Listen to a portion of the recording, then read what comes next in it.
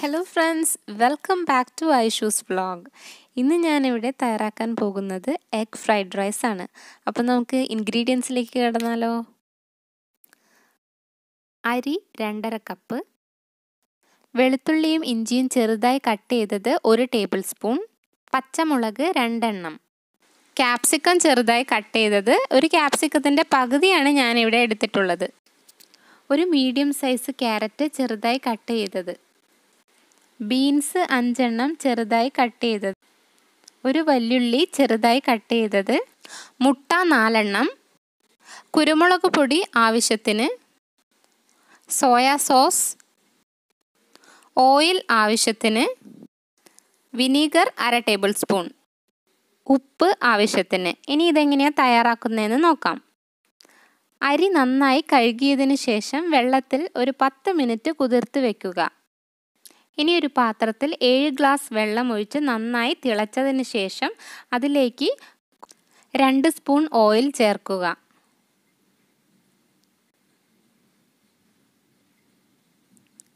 ഇനി നമ്മുടെ ചോറിന് ആവശ്യമായ ഉപ്പ് ചേർക്കുക. ഇനി നമ്മൾ സാധാരണ അരി വേവിക്കുന്ന പോലെ തന്നെയാണ് ഈ ചോറ് വേവിച്ചെടുക്കേണ്ടത്.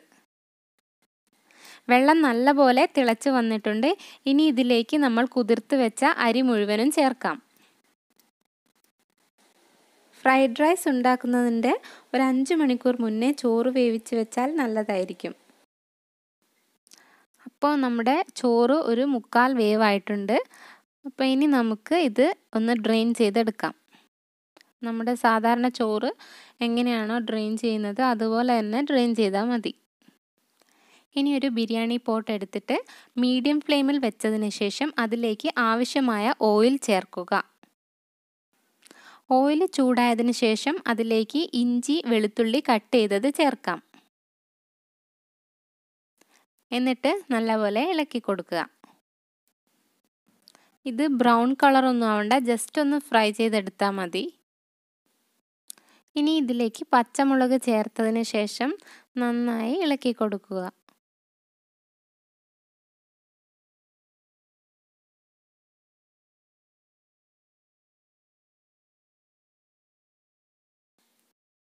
അതിനുശേഷം വല്യുള്ളി ചേർക്കുക, നന്നായി ഇളക്കുക. ഉള്ളി അധികം വഴന്ന് വരണ്ട, ജസ്റ്റ് ഒന്ന് ഫ്രൈ ചെയ്തെടുത്താൽ മതി.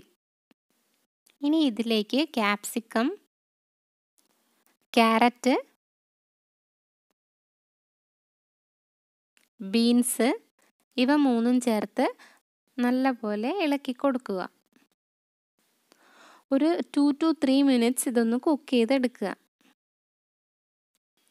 ഇനി ഇതിലേക്ക് ആവശ്യത്തിനുള്ള ഉപ്പ് ചേർക്കുക. ഒരുപാട് ഉപ്പ് ചേർക്കണ്ട, കാരണം നമ്മൾ റൈസിലും ഉപ്പ് ചേർത്തിട്ടുണ്ട്. ഈ വെജിറ്റബിൾസിന് മാത്രമായിട്ടുള്ള ഉപ്പ് ചേർക്കുക. ഉപ്പ് ചേർത്തതിന് ശേഷം ഒരു 2 മിനിറ്റ് നന്നായി ഇളക്കി കൊടുക്കുക. ഇനി നമുക്ക് ഇതിലേക്ക് മുട്ട ചേർക്കണം. എടുത്തു വെച്ചിരിക്കുന്ന 4 മുട്ടയും ഇതിലേക്ക് ചേർക്കുക. ഇനി മുട്ടയ്ക്ക് ആവശ്യമായ കുരുമുളക് പൊടിയും ഉപ്പും ചേർത്ത് മുട്ട ഒന്ന് ചിക്കിയെടുക്കുക.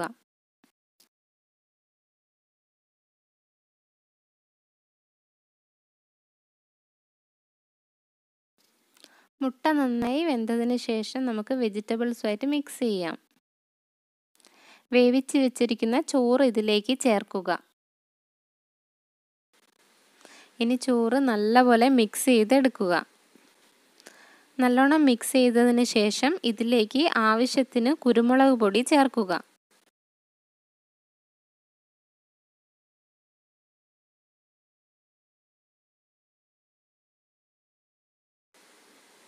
എന്നിട്ട് ഒന്നുകൂടെ ഒന്ന് മിക്സ് ചെയ്തെടുക്കുക.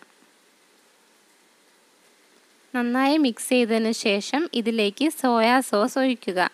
ഇത് നിങ്ങളുടെ ഇഷ്ടാനുസരണം ഒഴിക്കാവുന്നതാണ്. എന്നിട്ട് നല്ലപോലെ മിക്സ് ചെയ്തെടുക്കുക. അതിനുശേഷം ഇതിലേക്ക് വിനീഗർ ഒഴിച്ചിട്ട് ഒരു 2-3 മിനിറ്റ് മിക്സ് ചെയ്തെടുക്കുക.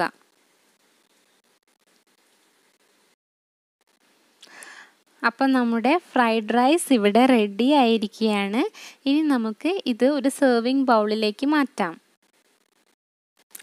ഇതിൻ്റെ കൂടെ ചിക്കൻ ചില്ലിയോ ടൊമാറ്റോ സോസോ സോയാ സോസോ എന്ത് വേണമെങ്കിലും നിങ്ങൾക്ക് ഉപയോഗിക്കാം. വീട്ടിൽ ഗസ്റ്റൊക്കെ വന്നാൽ വളരെ എളുപ്പത്തിൽ ഉണ്ടാക്കാൻ പറ്റുന്ന ഒരു ഐറ്റമാണിത്.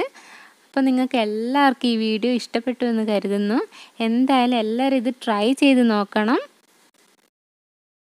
നിങ്ങൾക്കെല്ലാവർക്കും എൻ്റെ വീഡിയോസ് ഇഷ്ടമായാൽ സബ്സ്ക്രൈബ് ചെയ്യുക. സബ്സ്ക്രൈബ് ചെയ്തതിന് ശേഷം അതിൻ്റെ തൊട്ടടുത്തുള്ള ബെൽ ഐക്കൺ പ്രസ് ചെയ്യുക.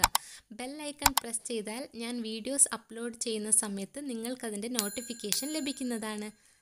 Thank you.